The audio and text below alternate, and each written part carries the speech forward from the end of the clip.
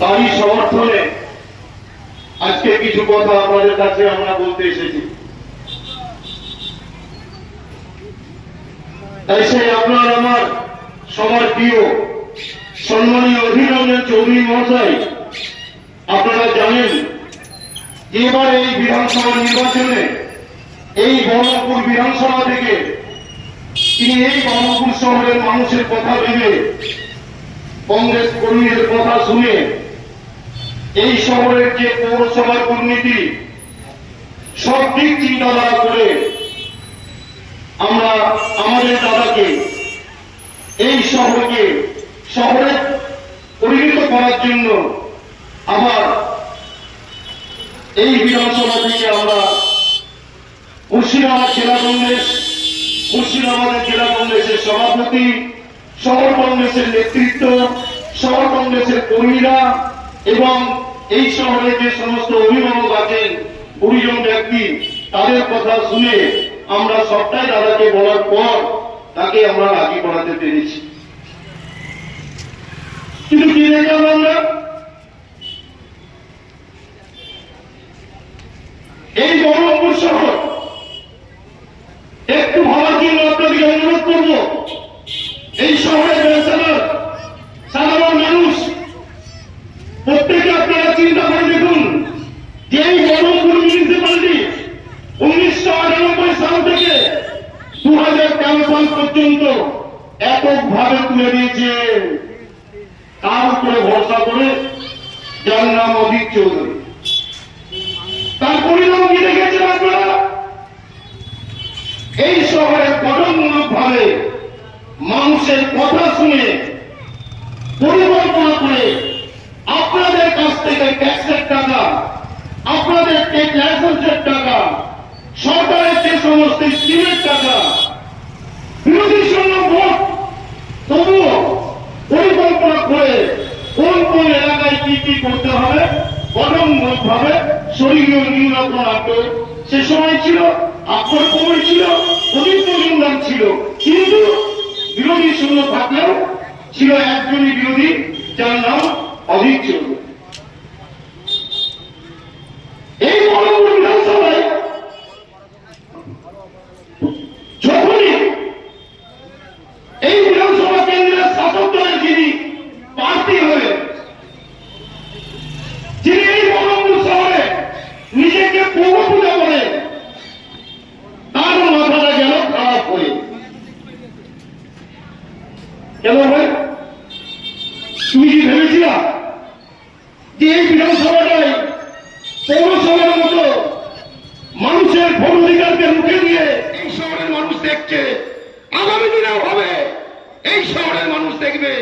তাই এই বহরমপুর শহর শান্তির শহর, এই শহরকে অশান্তি হতে আমরা কোনো মতেই দেব না। তাই আপনারা যেন আবার ভুল করে না বসেন। এই শহরের আপনাদেরকে থাকতে হবে, আমাদেরকে থাকতে হবে। এই শহরে জুলুমবাজি চলছে, এই শহরে সাধারণ ব্যবসাদের প্রতি অন্যায় হচ্ছে, কেউ বলার নাই। দুহাত ভরে আপনারা মনুষ্যের মতো প্রার্থীকে তাদের উপরে ভরসা না রেখে আপনারা বিজেপিকে ভোট দিয়েছিলেন। নির্বাচনে আমরা হেরেছি, তাতে আমাদের কোনো দুঃখ নাই, কিন্তু আপনারা বলতে পারবেন না যে মানুষের পাশ থেকে আমাদের নেতা সরে গেছে, কি মানুষের পাশে আমরা দাঁড়াই না। তাই না বললেই নয়। এই বহরমপুর বিধানসভার যিনি বিজেপি পার্টির বিধায়ক কাঞ্চন দা, এই মুর্শিদাবাদ জেলায় দুটো বিধায়ক আছে বিজেপি, মুর্শিদাবাদ বিধানসভা গৌরীশঙ্কর ঘোষ, আর এই বহরমপুর বিধানসভা কাঞ্চন মৈত্র। আপনাদেরকে একটা কথা বলি, আপনারা একটু ভেবে দেখুন, এই শহরে মিউনিসিপ্যালিটির এত দুর্নীতি, মানুষের প্রতি ট্যাক্সের জুলুম, প্লেয়ার করতে গেলে টাকার জুলুম, ট্রেড লাইসেন্স করতে গেলে টাকার জুলুম, এলওসি আনতে গেলে টাকার জুলুম। দেখেছেন এই শহরের বিধায়ক, তার কি দায়িত্বের মধ্যে পড়ে না? তাকে কি একদিন দেখেছেন যে মিউনিসিপ্যালিটির সামনে গিয়ে এই শহরের মানুষের সুবিধা অসুবিধার কথা তুলে ধরেছে? আবার এখন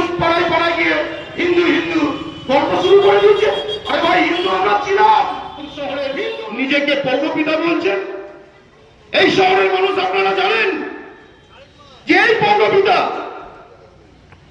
যাকে বলা যায় এই শহরের 1 নম্বর ব্যক্তি, মানুষের পরিষেবার দিবার যে দায়িত্ব নিয়েছে, তিনি পৌরসভা যায় বিকেল 5টা থেকে 5:30টার মধ্যে। হাজারো সিসিটিভি পৌরসভায়। এই 1 বছরের ভিতরে কি হয়েছে আমি জানি না, কারণ আমি একজন নির্বাচিত জনপ্রতিনিধি, এই বহরমপুর মিউনিসিপ্যালিটির পৌর সদস্য। এখানে আমার সিনিয়র বসে আছেন কানাই রায়, আমাদের কাউকে চিঠি করে ডাকা হয় না। তিনি বিধানসভায় লড়ে মানুষের পরিষেবা দেবেন। সুবুদ্ধি সম্পন্ন মানুষ এই বহরমপুর শহরের মানুষ। আপনারা আবেগে পড়ে অনেক কিছু হয়ে গেছে, তাই এবারে নির্বাচনে আমরা টিএমসি নিয়ে ভাবছি না, কিন্তু টিএমসি যিনি প্রার্থী হয়েছেন, নিজেকে পৌরপিতা বলছেন, আমি তার উদ্দেশ্যে কিছু কথা বলছি। কেন? বহরমপুর মিউনিসিপ্যালিটি ভাই 2008 থেকে আমিও সদস্য আছি। 11টা বাজলে মিউনিসিপ্যালিটি যেতাম। এই শহরের এমন মানুষ আছে যে এখনো পর্যন্ত কোন দপ্তরে গেলে কোন কাজটা হবে সেটাও জানে না। আর আজকে আপনি বেলা 1টার সময় ঘুম থেকে উঠে আপনি বাড়িতে মিটিং করে তারপরে পৌরসভায় কত রোজগার হলো, কত আপনি মারতে পারবেন, কত আপনাকে বাড়ি ঢুকাতে হবে, এই হিসাব আনতে আপনি যান। আমরা রাত 12টা অবধি এই ওয়েস্ট বেঙ্গলে আমাদের পশ্চিমবঙ্গের কোন পৌরসভা খোলা থাকে না, কিন্তু আমাদের শহরে বহরমপুর মিউনিসিপ্যালিটি খোলা পাবেন। কি হয় ভাই? পৌরসভা তো সবার জায়গা, পৌরসভার একটা নিয়ম কারণ আছে। এগুলো তো আপনাকে বলা আমাদের বেকার হচ্ছে, কারণ আপনার সরকার সেই তো মানে না। তাই এই শহরের মানুষ আপনাদেরকে আমরা সজাগ করতে এসেছি, আপনাদের কাছে আমরা বলতে এসেছি যে বিগত বিধানসভায় যে ধর্মের বিষ আপনাদের কানে দেওয়া হয়েছিল, যে কারণে আমাদের মানুষটাকে পরাজয় হতে হয়েছিল, আবার এই মানুষটাকে আপনারা কোন চিহ্নে দুহাত করে ভালোবাসা দিয়েছিলেন। কি এমন হয়ে গেল? এর মধ্যে অনেক কিছু ঘটে গেছে। আমরা যাকে নিজের ভেবেছি তলায় তলায় সেই কিন্তু আমাদেরকে ওই পোকার মতো কেটেছে।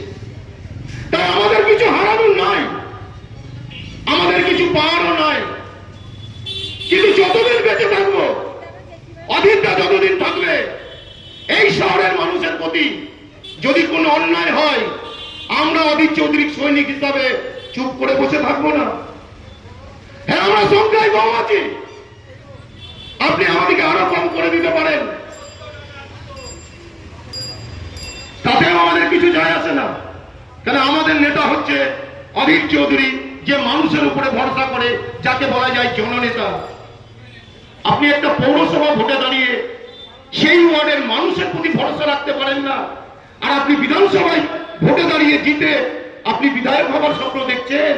এটা বহরমপুর চেয়ারম্যান সাহেব, এটা বহরমপুর। আপনাকে বলেছিলাম নাড়ুগোপাল বাবু, আপনার নাড়ুতে পিঁপড়ে লেগে গেছে, কিন্তু আপনি নিজেও বুঝতে পারছেন না। ভেতর ভেতর ধোকলা হয়ে যাবে, হাত দিবেন দেখবেন কিছুই নাই। তাই আপনি সংযত হন। কংগ্রেসকে মিটানোর, অধীর চৌধুরীকে দুর্বল করার এর আগে অনেক পরিকল্পনা হয়েছে। এই শহরের মানুষ সাক্ষী আছে।